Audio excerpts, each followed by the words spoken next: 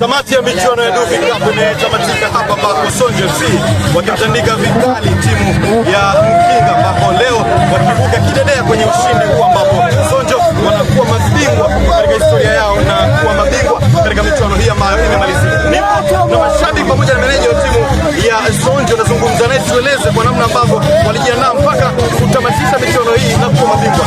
Kaka, mambo vipi? Mambo safi kabisa. Tambulishe kwa watu kutazama majina matatu. Mimi naitwa Ganjo na ndio meneja wa timu hii ya Sonjo.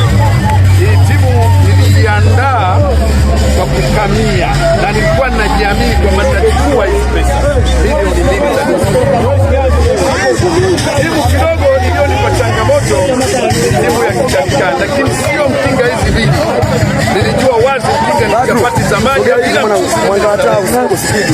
Kwa hiyo nashukuru Mwenyezi Mungu, leo nimeiondoa Mkinga. Wanalia na hata mwakani na waahidi kwamba yoyote nitakayekutana naye nitamuondoa. Tuzungumzie maandalizi ambayo umeyasema.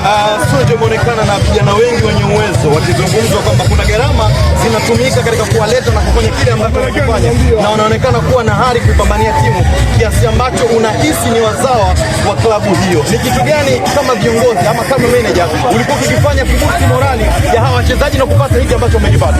Namshukuru Mwenyezi Mungu, vijana wa Sonjo kwa kusema ukweli, na wazee wao wa kike na wa kiume pamoja na dada zetu tumeshikamana kwa pamoja, tulikamia na kweli tumefanikiwa, na niliwaambia tusirudi nyuma mpaka